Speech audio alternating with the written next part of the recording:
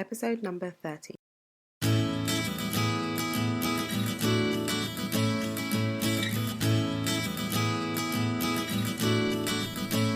Hi, you're listening to the Careers Beyond Motherhood podcast with your host, Janine Esbrand. I'm here to help working mums like you to thrive in your careers and in motherhood. I share tips, strategies, and inspirational conversations with awesome women to help reduce the struggle in your juggle. Time for a say, Mummy.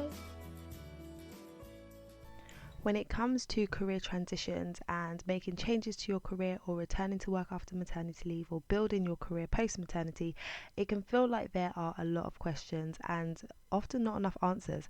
So you can be Googling, you can ask friends, you can ask family, you can speak to people, but you can come away feeling overwhelmed and unsure about the next step to take. So I've decided to put together a 30-day Q&A series where I will be answering the questions, so answering the really common questions and providing insight that I have gained over the past few years working with individual clients and from my personal experience as a lawyer who transitioned from being an ambitious working woman to being a working mum. So I bring to you my insights from that perspective and also my perspective as a career coach. So without further ado, let's jump into today's question and answer. Hello, and welcome to day 3 of 30 days of Q&A. So today I'm going to be answering the question that I got around landing a job interview. So how do I actually land that job interview? So that's what we're talking about today.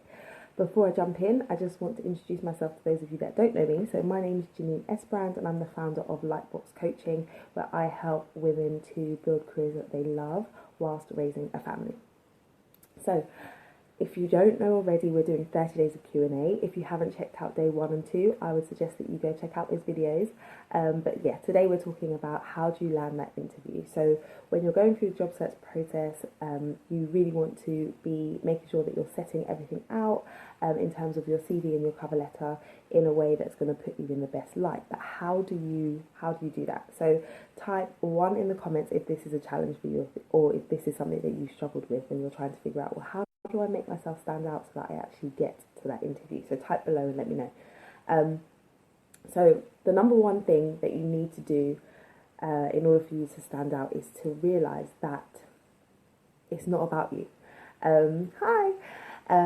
It's not about you.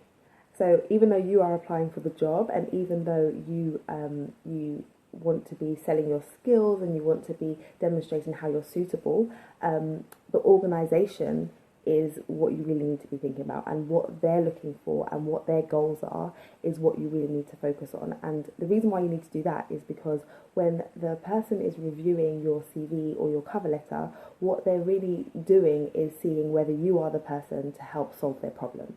So if they're hiring, that means that either somebody's left the company and you're replacing them, or you would be replacing them, or it means that they're expanding their team. So as they're reading through your CV and your cover letter, in the back of their minds, they're thinking, is this person going to be able to help us to achieve our business goals? So when you are preparing your CV and your cover letter, you need to make sure that you're doing it in a way that makes it easy for them to say yes to that question. So you don't want to make it all about you when you're putting your when you're putting it together. You don't want it to just seem as though you're listing out all of your accomplishments, because that doesn't make it easy for them to know how you are the right person for them. So what you want to be doing is looking at the job specification and looking at everything that they've listed in there and thinking about, well, why have they written that in there? What is it that they're really looking for? What do they want in a candidate? And then looking at your experience and thinking about all that you have to offer. You want to be detailing things in your CV and in your cover letter that are going to speak to the things that they're looking for. So you can do this line by line before you even start typing anything in terms of your CV or your cover letter. Just go through the job spec and line by line think about, well, what could I use in terms of my experience to demonstrate that I have what they're looking for.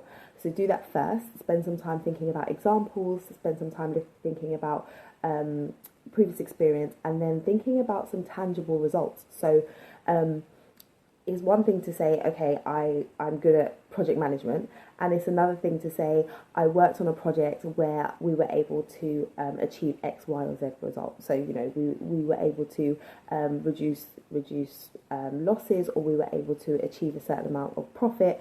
So you want to be able to put in tangible results. You want to show what you've done, and then you want to show how that's made a difference to the company, because you want the person reading it to say, oh wow, okay, so they saved them money so they could do it for me, or they managed this huge project so they could do it for me.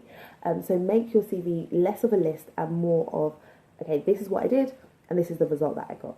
And that's going to make a massive difference to how you stand out, because the reality is whoever's looking at your CV isn't going to be looking at it for long. They're going to scan through it, they're going to spend maybe 5 to 10 seconds looking at it quickly to see whether or not it's worth their time to dig deeper. So if you're not grabbing their attention straight away, you're not going to be the candidate that they call for interview. That you're grabbing their attention, and the way that you're going to grab their attention is by pinpointing and highlighting those things that they are looking for, and you get those clues from the job specification. So it's a different approach. If you're just used to just sitting down and writing your CV, take this approach, because it's going to mean that the time and effort that you're spending is going to yield much better results. And this is part of the reason why you hear people say, okay, am I supposed to do a different CV and cover letter for every job that I'm applying for? Well, yes, you are. In a sense, you might be applying for a group of jobs that are very similar, so you might only need to tweak your documents here and there, but ultimately you're looking at every job that you're applying for, and you're making sure that you're demonstrating through your CV and your cover letter how you meet what they're looking for, and how you can be the person who's going to add value to their organisation, and who's going to be able to go in and get things done really quickly, hit the ground running, and be an asset to their team, because ultimately they want to hire somebody who's going to fit in well with their team but going to get the work done. So those are my tips for you in terms of landing the job interview. You want to be that person that is showing them up front in your CV and your cover letter that you have the skills that they're looking for, and you get the clues around that from the job spec.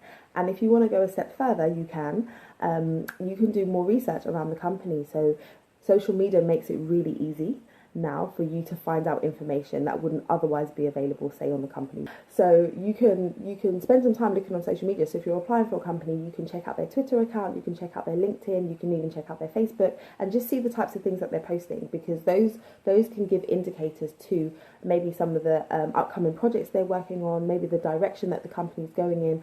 And so if you can find some areas where you've maybe had previous experience, then you know that you want to highlight that in your CV and your cover letter, because that's an area of focus for the company. So that's kind of bonus stuff. That's where you want to dig deeper and spend more time. But yeah, I would absolutely advise you to do that, because it's not hard to do, but it could be a massive difference between you and another candidate who hasn't spent the time to do that additional research. So that's my answer to today's question. How do you land that job interview? And if you have any friends who are job searching at the moment and could do with some support and some help in this area, please share this video and tell them about this series, because it's likely that over the course of this month I'm going to answer a question that they have.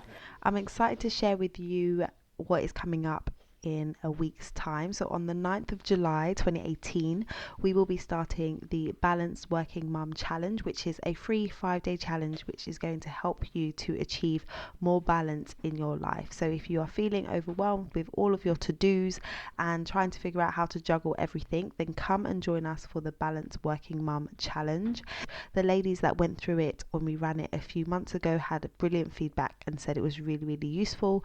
So we will be going through some really simple but impactful things that you can be doing to adjust your approach at home and at work, so that you feel more balanced and you have more balance and have more time to do those things that are important to you and spend time with the little people that are important to you.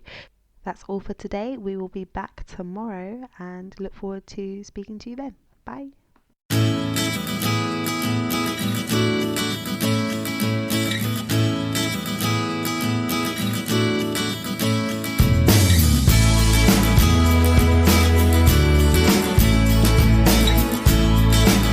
This podcast features music from Bensound.